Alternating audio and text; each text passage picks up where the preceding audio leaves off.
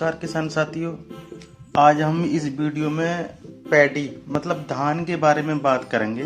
कौन सी वैरायटी है, कैसी रहती है, क्या उसकी कमी है, क्या उसकी अच्छाइयाँ हैं, कितना एक झाड़ निकलता है, क्या उसमें करना चाहिए, इन सारी बातों पे बात करेंगे। तो शुरू करते हैं वीडियो को। मेरा नाम रामपाल सिंह, रामपाल ब्लॉग में आप सबका स्वागत है। वीडियो को लाइक एवं चैनल को सब्सक्राइब जरूर कर देना। आज पैडी धान सुप्रीम 110 के बारे में बात करेंगे। बीज कहाँ से लें, किस कंपनी का लें, बीज कहाँ से लें, ये बात है कि ये जितने भी डीलर हैं मतलब खाद दवाइयाँ और बीज बेचने वाले जितने भी दुकानदार होते हैं उन सबके पास ये बीज मिलेगा। सुप्रीम 110 हम धान मतलब सुप्रीम 110 की बात करते हैं। ये सुप्रीम कंपनी का है और लगभग सारे खाद दवाइयाँ वालों के पास मिल जाता है। यह सुप्रीम कंपनी ने ही तैयार किया है। ये किसी भी यूनिवर्सिटी में नहीं मिलेगा क्योंकि ये एक प्राइवेट वैरायटी है और ये सुप्रीम कंपनी के द्वारा ही रिसर्च की हुई वैरायटी है। सुप्रीम कंपनी ने रिसर्च करा, रिसर्च के बाद इसका 110 नंबर लगाया, इसलिए इसको सुप्रीम 110 कहते हैं। मतलब सरकारी संस्थाओं में किसी में नहीं मिलता है और इस पे कोई सब्सिडी वगैरह भी नहीं होती है। अब सवाल आता है कि मार्केट में 110 के नाम से बहुत सारी कंपनियों के अलग अलग बीज आते हैं और जबकि इसको सुप्रीम 110 भी कहते हैं। लेकिन जमींदार किसान साथी हमारे दुकान पर जब लेने के लिए जाते हैं तो वहां पर सुप्रीम नहीं होता है, केवल 110 होता है। तो सुप्रीम 110 में और 110 में क्या फर्क है? सुप्रीम 110 सुप्रीम कंपनी के द्वारा बनाया हुआ एक रिसर्च वैरायटी है, इसलिए इसको सुप्रीम 110 कहते हैं। अब जो मार्केट में दूसरी कंपनियों को 110 मिलता है वो क्या है? वो भी 110 ही वैरायटी है, वो दूसरी कंपनियों का होता है। असल में होता क्या है, सुप्रीम कंपनी ने रिसर्च करा और उसको मार्केट में उतार दिया सुप्रीम 110 करके। अब कोई मतलब मेरा नाम रामपाल है और मैं अगर 110 वैरायटी दूंगा तो मैं उसका नाम रख दूंगा रामपाल 110। नंबर वो ही हो जाएगा सेम, लेकिन नाम चेंज हो जाएगा। अब मैं मार्केट में सेल करूंगा अपने नाम से रामपाल 110, तो उसमें रामपाल में नाम नहीं लूंगा, बेचने के लिए केवल 110 कहता रहूंगा कि हाँ भाई 110 हैगा। अब फर्क क्या है इसमें? क्या किसान साथियों को सुप्रीम 110 ही लेना चाहिए या 110 के नाम से जो भी वैरायटी है कोई भी ले सकते हैं? सुप्रीम कंपनी ने जब इसका रिसर्च करा तो रिसर्च एक ही बार होता है, हर साल रिसर्च नहीं होती है। एक बार सुप्रीम कंपनी ने रिसर्च कर दिया, मार्केट में वो उतार दिया और उसको बेच दिया। सुप्रीम कंपनी ने भी वो एक बार रिसर्च करके अपने खेतों में लगाया होगा। खेतों में लगाने के बाद जो भी आया फसल का, जो जितनी भी फसल आई वो उन्होंने मेंटेनेशन टेम्परेचर में जो भी उनकी मतलब प्रोसेसिंग होती है वो प्रोसेसिंग में कर करके उन्होंने रख लिया और जब धान की बिजाई का टाइम आया तो उन्होंने वो मार्केट में उतार दिया। उन्होंने खेत में लगाया ना, वही दिया। जो रिसर्च करा वो तो नहीं दिया ना। रिसर्च के बाद वो खेतों में ही लगाते हैं। अब जो दूसरे कंपनियों के बीज होंगे वो क्या है? सुप्रीम कंपनी ने जब मार्केट में उतार दिया, मार्केट में से ही दूसरी कंपनियों ने लेकर के अपने प्लॉटों में, अपने फर्मों में उन्होंने बिजाई करी। बिजाई करने के बाद जो उसका झाड़ मतलब फसल आई वो भी उन्होंने मार्केट में उतार दिया। मतलब दोनों की प्रोसेसिंग सेम ही है। अन्य फर्म ने भी लिया सुप्रीम से ही पहले और उस सुप्रीम से लेकर के खेतों में बिजाई कर करके उन्होंने अपनी फार्म में मतलब फार्मों में पैदा कर करके पैकिंग कर करके उतार दी।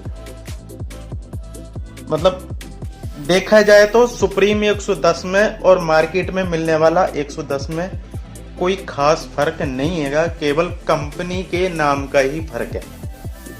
अब सुप्रीम 110 की आप मार्केट में लेने जाओगे तो मिलेगा भी नहीं, शॉर्टेज बहुत ज्यादा है। क्यों? उसका नाम चलता है। ये कह लो कि कंपनी जान के भी शॉर्टेज करती है ताकि उनका नाम मार्केट में बना रहे। और रेट का फर्क, सुप्रीम 100 आप 10 लोगे तो 190 रुपए, 200 रुपए, 225 रुपए ऐसे मिलता है। और दूसरी कंपनियों को लोगे तो वो 80 रुपए से लेकर के करीब 150 रुपए के तक मिल जाएगा। अब बात करते हैं कि दोनों की, सुप्रीम 110 और दूसरा 110 लेने पे क्या झाड़ पे कोई फर्क पड़ेगा फसल की? क्या फसल पे कोई फर्क नहीं पड़ेगा, दोनों का बराबर ही फसल निकलेगी। मतलब मैं अपनी बता रहा हूं, एक जमींदार ने लास्ट ईयर 2022 में 110 वैरायटी, सुप्रीम नहीं 110 वैरायटी लगाई थी। और मेरा खुद देखा हुआ, किसी का कहे हुआ नहीं, खुद देखा हुआ, पंजाब में फगवाड़े के पास में एक गांव हैगा, वहां पर एक जमींदार है और वो आड़तिया भी है, आड़त भी उनकी, उन्होंने खुद लगाया था। उनका 34 कुंटल 1 एकड़ में फसल निकली थी धान की, 110 की। सुप्रीम नहीं था, केवल 110 नंबर था।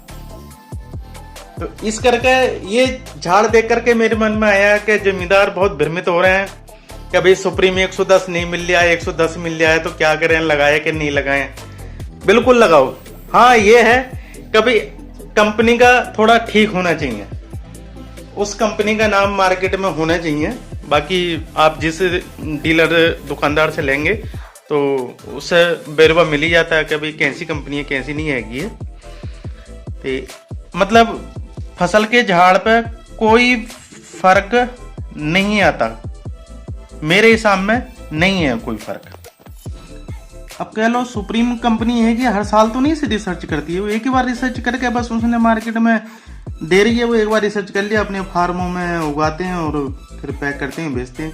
वही दूसरी कंपनी कर रही है, उन्होंने पहली बार में सुप्रीम कंपनी का ले लिया, अपने फार्म में लगाया, उगाया और अब वो मार्केट में बेच रहे हैं। तो इस हिसाब से मेरे हिसाब में कोई फर्क नहीं है। और इस वैरायटी को कोई भी किसान अपने खेत में उगाने के बाद नेक्स्ट मतलब अगले साल के लिए वही बीज रख सकते हैं।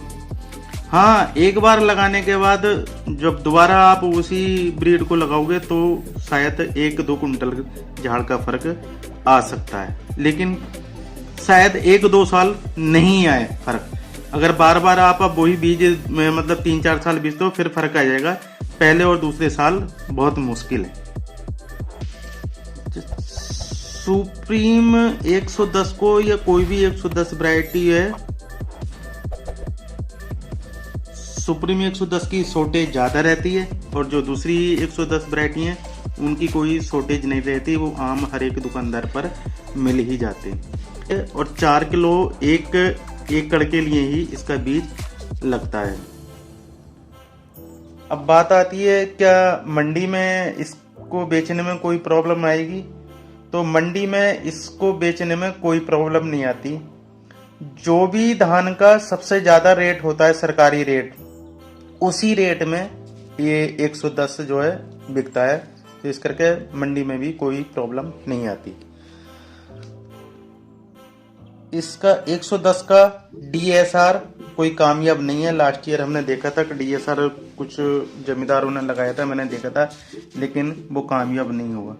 कामयाब केवल एक नदीन के करके नहीं होता, क्योंकि इसमें नदीन कंट्रोल, डीएसआर में नदीन बहुत कम ही कंट्रोल हो पाता है।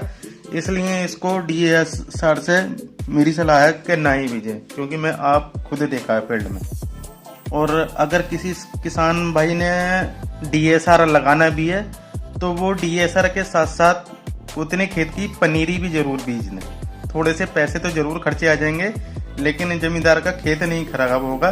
अगर बाई चांस 1% डीएसआर अगर फेल हो भी गया तो आपके पास अगर पनीरी होगी तो आप उसको भाग करके जुताई करके मतलब डीएसआर जोत करके और पनीरी होगी तो पनीरी से आप लगा सकते हो। इसकी पनीरी 25 से 30 दिन की पनीरी लगा देनी चाहिए। और ये लगभग 20 मई से लेकर के 25 मई के बीच में इसकी पनीरी बीज दी अब, जिससे कि 20 मई से लेकर के मतलब 15 मई से लेकर के और 15 जून से लेकर के 20 जून के बीच में आप इसको लगा दो, ट्रांसलेटिंग हो जाए इसकी। वैसे इसको पूरे मई के में पनीरी बीज सकते हैं और पूरे जून में इसको ट्रांसलेटिंग कर सकते हैं। अब एक क्वेश्चन उठता है कि लास्ट ईयर हमने देखा होगा कि 121 वैरायटी में या और भी वैरायटियों में ऊंचे नीचे बूटों की एक प्रॉब्लम आई थी, जिसको फिजी वायरस का नाम दिया गया था। तो सवाल उठता है क्या इसमें फिजी वायरस आता है? लास्ट ईयर मैंने काफी देखा, लेकिन कहीं पर भी मुझे एक भी पेड़ फिजी वायरस की चपेट में, मतलब छोटा पेड़ नजर कहीं नहीं आया। मैं ये फील्ड में देखी हुई लास्ट ईयर की बात बता रहा हूँ, कहीं भी इसमें कोई प्रॉब्लम नहीं है। और जो मेरी रिसर्च है, जो यहाँ तक मैंने किताबें बुकें पढ़ी हैं, न्यूज़ें देखी हैं, उसमें भी कहीं भी 110 वैरायटी में वो प्रॉब्लम नहीं आई है।